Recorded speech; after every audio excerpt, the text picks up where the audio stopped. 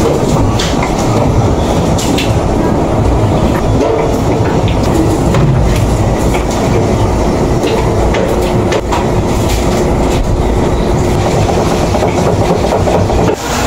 hi guys, magluluto ako ng lunch na sinigang sa miso na tambakol.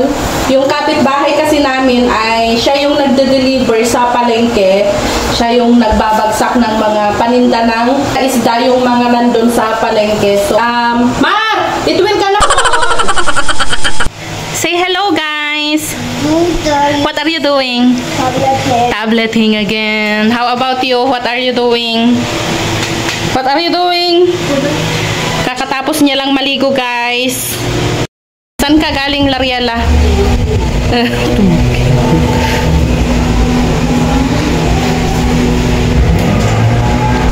Ilalagay ko na din itong sabor kong veggies guys sa aking bahay.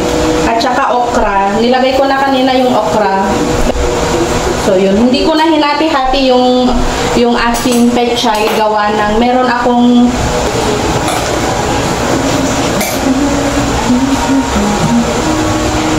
lalagyan ko din siya guys ng sinigang mix. Yeah, because you of that. Wait for ate. Wait for ate Ella. Luto na yung aking sinigang sa miso na fish. Tapos na akong magluto guys, and yung rice namin, meron pa yung rice namin yesterday. Iinit na lang ito. And then maglalaba na ako. Mainit. Kakatapos mo maligo, mainit na agad. Mamadali ito.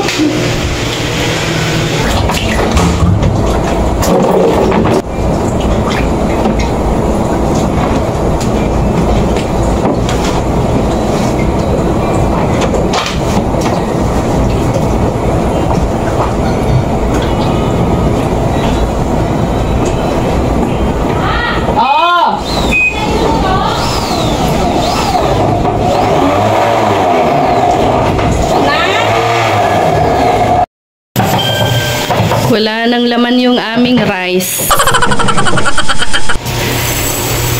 Hanggang 500 piloto.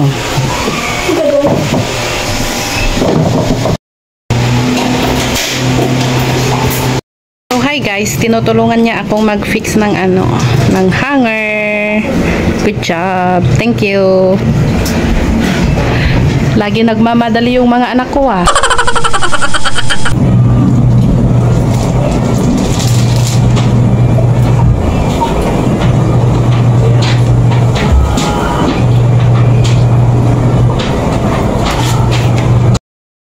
Anong gagawin mo yan sa school? Na?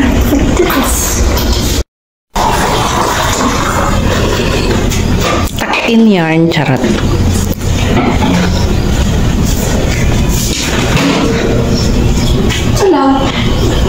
Ano bang gusto mo?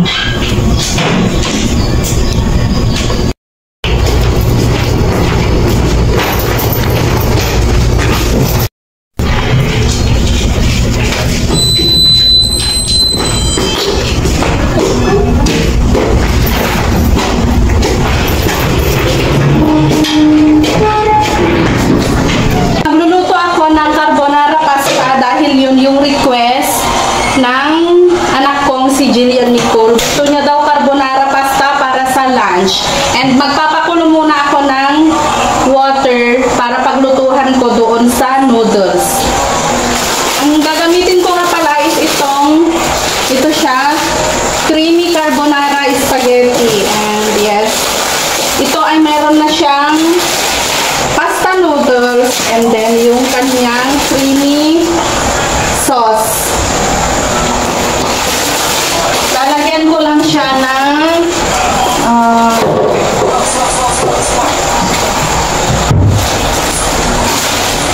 maling chicken flavor yung aking binili, and then mushroom yung nakalata lang yung aking binili rin para and then lalagyan ko siya mamaya ng cheese para may dagdag flavor or creamy siya.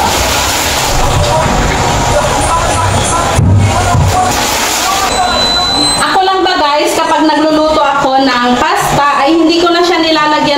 oil or mantika, nilalagyan ko lang siya ng salt. Kasi meron ako napanood na yung mga Italiano kapag nagluluto sila ng pasta ay hindi na nilalagyan ng oil kahit anong mantika pa yan. Kasi sinasayang lang daw nating mga Pinoy yung ating oil, olive oil at kung ano-ano pa. Dahil pwede namang maluto, hindi siya talaga nagdidikit-dikit kahit walang oil. Na-try ko na yun, hindi talaga siya nagdidikit-dikit gaya ng sinasabi ng iba.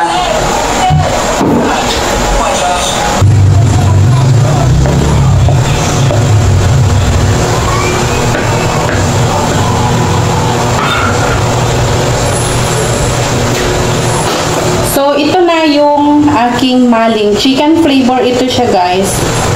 Chicken maling. Maghihiwa lang ako ng konting bawang at saka sibuyas.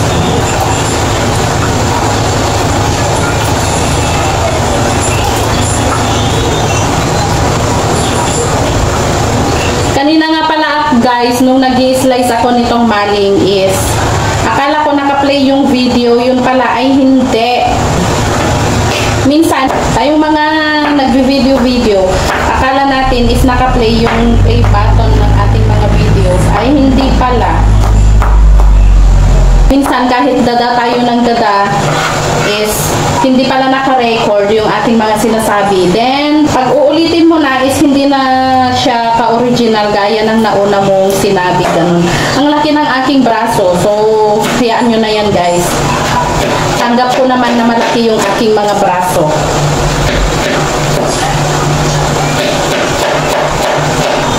Ang hirap mag-diet eh.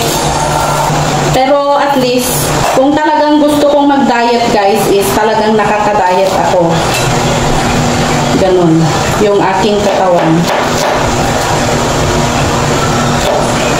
1 month lang na pagda-diet ko na no rice, pure veggies, and egg, ganun, is talagang papayat naman ako pero wala pa ako sa mood sa ngayon. Ayaw kong mag-diet sa ngayon.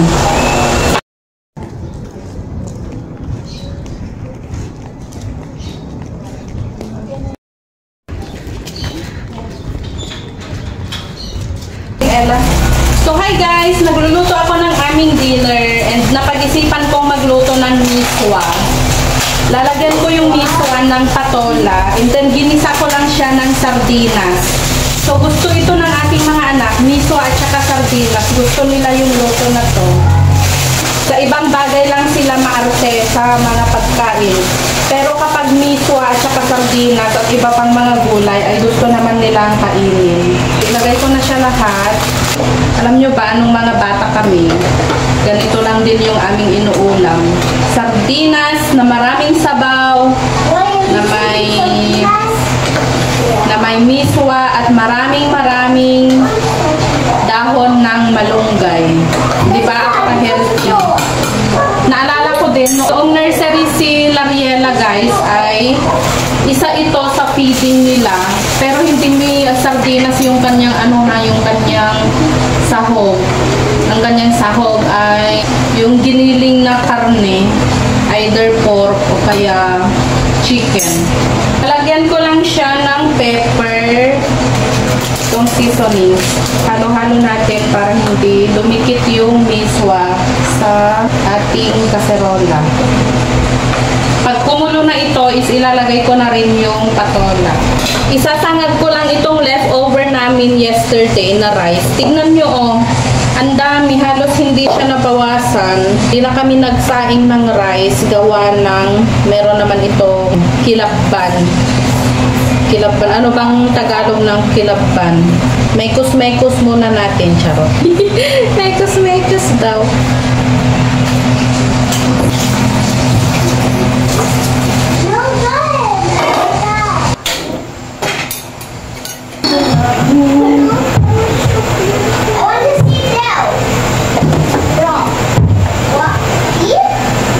Ang mantika kong dyan sa sinangag ay yung coconut oil para mas healthy siya.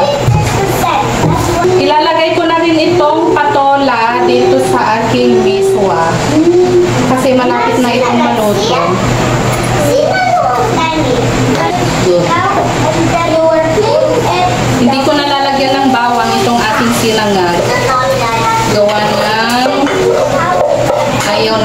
bunso na si Mark.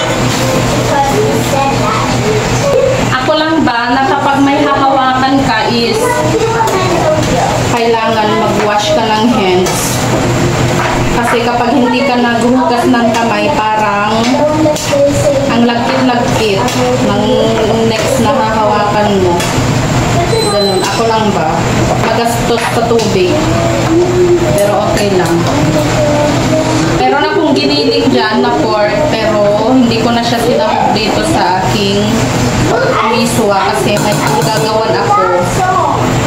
Kaya yung sardinas lang. Namiss ko din kasi yung buhay probinsya noon na sardinas yung sinasahog dyan sa miswa. Then what I'm saying that's the baby dinosaur. See the picture. So,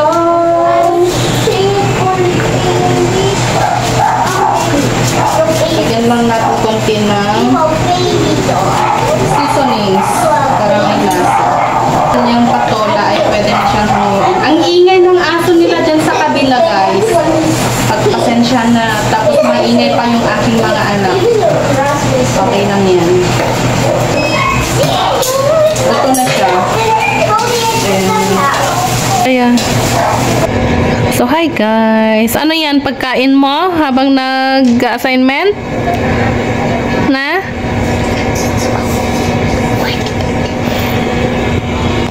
Ano yan? About? About saan yan? So, hi guys. Wala siyang pasok.